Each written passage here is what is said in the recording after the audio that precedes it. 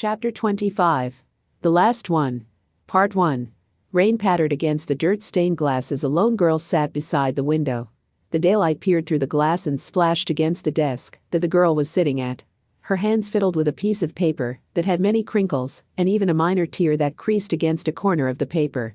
Her eyes glowed from the flame that danced on the candle wick. Her amber eyes never left the paper that she held with both hands. She knew what she wanted out of that paper. It was hers and she practiced on it every day. If the paper wore too much, then she would get another. Paper was precious in her eyes, so she used one piece of paper continuously until it fell apart.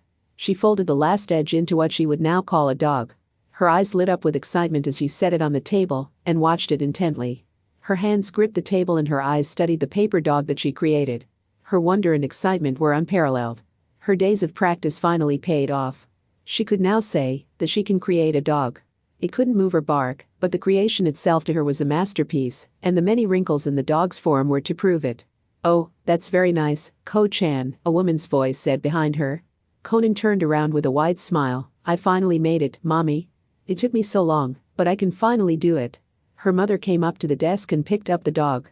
Conan's smile beamed directly at her as her mother gave her best thoughtful impression. "I don't see anything wrong with it, dear. I think your father will appreciate it a lot. He knows how much you like origami." Conan watched as her mom put the origami back onto the table. "Do you know when Daddy will be back?" Her mother sighed before turning around. "You know how your father is. He is a very busy man. The rain doesn't help any of the work he does either, but we can't afford to live anywhere else." She looked up to the clock thoughtfully. "I don't think he will be too much longer." Conan smiled innocently at her mom before looking back at her origami dog. She could wait until he came back. He was busy, so it's not like she was in a hurry. Her dog would always sit there. Footsteps from the front door alerted both of the people inside the house. The mother smiled softly as she peered down to Conan. "Well, it seems like your father is here after all." Conan smiled as she saw the door open, and an average-height man walked into the home. The water dripped to the floor heavily from his clothing in a faint pitter-patter. The water trailed through the cracks of the wood flooring into the empty abyss underneath. The man looked exhausted, but also, there was a look in his eyes. The mother gazed at the man, and her eyes also lost their glint. She knew. The mother walked into another room, while the father started turning everything off and looking around for something. Conan picked up her dog that she had made and walked over to her father. "Look, Daddy. I made a dog. Do you like it?" Her father glanced over momentarily, before turning back to what he was doing. There was something about his attitude that unsettled Conan. "Daddy, are you all right?" Her dad didn't answer as he kept looking around, and grabbed a bag to start packing things. Conan didn't like not being answered. "Daddy, what are you doing?" "Conan, go help your mother. I have some things that I need to do," he said in a grim voice. He never looked in her direction the entire time. Conan didn't want to leave it that way though. She had to get his attention. She brought her origami dog up to her dad's face. "Look, Daddy. I made this. Won't you at least look at it?" Her dad's eyes shot up to his daughter. He snatched the origami from her hands and threw it in the fire. "Go do what I told you to. I won't tell you again." Conan watched as her paper dog that she worked on caught on fire and blackened to soot. Her eyes widened in silence. It was something that she worked so hard on. Why did he throw it in the fire like that? Why was he being so mean? Her hands clenched to her sides as she bolted out of the front door. Water splashed against her calves with each step, but she didn't care. She just wanted to get away. Away from her mean father and away from his cold stare. She heard him screaming for her from the house, but the more she ran, the more his yelling was drowned out by the heavy rainfall that plagued their homeland. Her eyes and hands clenched tightly as she bolted as fast as her legs would take her. She didn't know where she was going. It didn't matter where she went. She just wanted to go far away from there. Conan noticed the word boss thrown in there, so she already knew that this Naruto was a clone. She observed her surroundings and noticed a lot of action going on a great distance away from her. She sighed tiredly. "I'm okay, Naruto-kun," Conan said as she tried to stand. "I can take a couple of hits." As soon as she said that, she wobbled and lost balance, only for Naruto to come to her aid and catch her. When he got a good look at her, she was battered severely. She had cuts and bruises that covered her from head to toe. There were rips and tears throughout her outfit. She had some blood stains that trickled from her mouth earlier, but was already drying from the breeze that blew constantly. She didn't know if the breeze came from the fight that was happening or if it was natural, but it felt pretty refreshing nonetheless to feel cool air. She was injured, but she seemed to be holding on. "You don't have to push yourself, Conan-chan," Naruto said to her as she swatted his hand away. Boss is handling things pretty well at the moment. He even has the help of all of the village's Kage. Konan furrowed her brow as she wiped her chin. Naruto, you may not understand, but we are all doing this for you. Myself included. Naruto looked onto her as she spoke. Not only that, but I'm also doing it for myself. I see the future that you want to create, and I'm with you every step of the way. I want that future just as much as you do. Also, she clenched her jaw in frustration. Her right hand balled into a fist tightly. I have a score to settle with Madara. That bastard will pay for everything. I will make sure his plan and his reign of terror reaches its end. Naruto looked on in shock at her fierce determination as he took in her words. He smiled, but the look of concern never completely disappeared. I'm here, Naruto. How's Konan? Granny? What are you doing here? I assumed you would still be fighting. They saw as the woman came by and ran to Konan's aid as quickly as she could. Dirt pillowed underneath her feet as she came close to them. Her hands were immediately glowing green. I would be fighting, but currently, all of our medic nin are either attending to fallen ninja or have been injured or killed from the constant attack of White Zetsu. If it wasn't for your thinking earlier and your shadow clones, it would have been a lot worse. I greatly appreciate the help you did for the medics. Tsunade smiled over to Naruto before she looked over Konan and her injuries. After investigating, she sighed as she went over the injured areas and began treating them. I'm very surprised that you're standing from whatever happened to you. Your injuries contain some ruptured organs. I can heal it, but give me a few minutes. I need to get back to the battlefield, Lady Hokage, Konan said in slight desperation. I can't have Naruto fighting alone for too long. Tsunade's eyesight shot up to the battered woman's eyes. You're not leaving until I finish healing you. You are in no shape to go back out there. If anything, you would make Naruto worry about you more than he already does. We can't distract him. He needs to maintain focus. Konan looked down as she grunted in pain from the healing that slowly repaired her internal injuries. She knew that Tsunade was right. She would just slow Naruto down and become a burden if he went out there with her injuries. She could only lay back and have the healing master repair the damages. What was Konan even thinking? She knew better than to go out there like she was, but there was something burning inside of her that wanted her to continue trekking and moving forward. She felt like any type of slowdown would be the end of the shinobi world as they knew it. She wanted to aid them in any way possible. It hurt to think that she could suddenly become a burden to the others fighting when she felt so strongly about what she was trying to achieve. Thinking of Naruto losing because of her involvement really put a sting on her heart and her want to protect him. This only meant that she needed to work harder in order to help him in her own way. She wasn't out yet.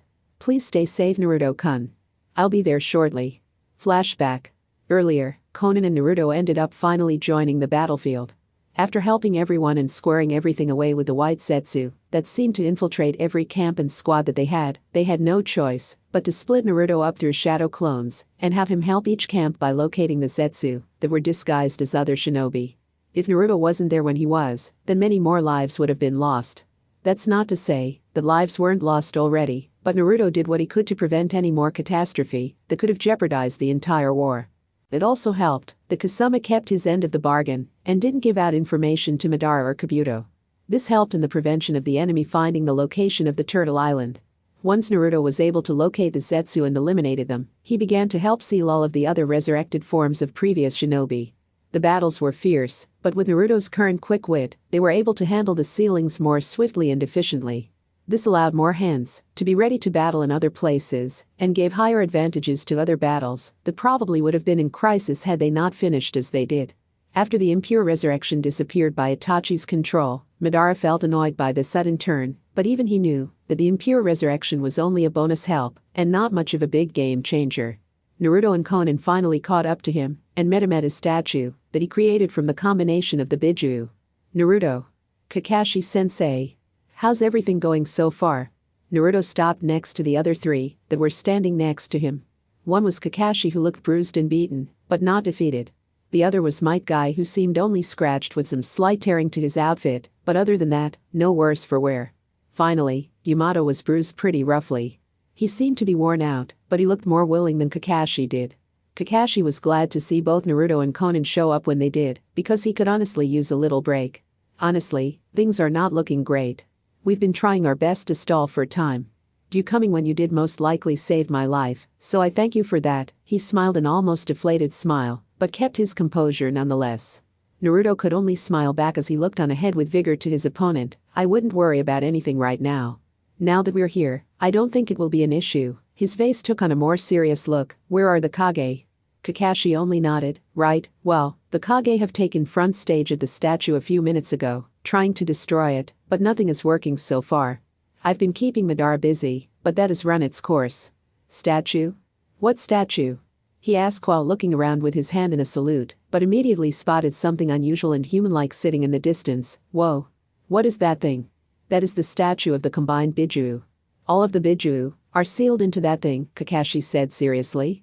Naruto couldn't believe that monstrosity held all of the Bijuu, and he could only gulp in anticipation of what was to come. He knew that the statue needed to be stopped, but he also knew that now he was here, he had to do something about Madara. Conan looked at the statue that was in the distance and could only witness it in awe. There was an uncomfortable feeling that came from the statue, and she couldn't help but shiver from the object. What an unbelievable power I'm feeling just from the statue. Is this the power that Nagato was wanting to acquire? Wait! Conan shouted quickly, noticing something about the statue. I remember this. Naruto and company looked back to her in surprise. Really? What is this thing? Conan looked down in remorse as she thought back to her times she didn't want to remember. That was the Jito statue that Nagato created with his Rinnegan when our past teammate Yuhiko was killed. So, that's what that statue was for? For containing the Bijuu? Some truth bombs were hitting hard as she realized just how much she didn't understand about the shinobi world. I always just thought that it was a power that was meant to help Nagato with strength. A Kekkei Genkai of sorts. I didn't realize that it was something this diabolical. Conan, it's okay. Naruto said to her, bringing her out of her thoughts. It doesn't matter what it is. At the end of the day, we are going to destroy it and stop Madara's plans from happening. It doesn't matter what you try, boy, Madara said, bringing everyone's attention to him. You'll be there to witness my creation and dream come true. It doesn't matter if it came from the Rinnegan. At the end of the day, you're only pawns in my ultimate end goal, just like Nagato and the rest. Conan clenched her fist in frustration. She knew that Madara was trying to toy with her emotions, but she couldn't help her anger that seemed to well deep inside her stomach. This man in front of her. He was the one that created all of this hell. She didn't know what the future held, but she knew that it didn't involve Madara. She would make sure of it. Conan smiled and chuckled softly, gaining the attention of the others around her, and gaining suspicion from Madara. You think this is all some game, don't you? Do you think human lives are just a joke and worth nothing? Funnily enough, Madara, you finally met your match when you came across us. If you think that we will lay down and die, then you're mistaken. Your defeat has already been written, but you just haven't noticed it yet. Madara eyed her angrily before he stanced himself to prepare for battle. No use in reasoning with the dumb and ignorant. Very well, if you think you can defeat me, then by all means try. But know this, his voice became darker, you will not win.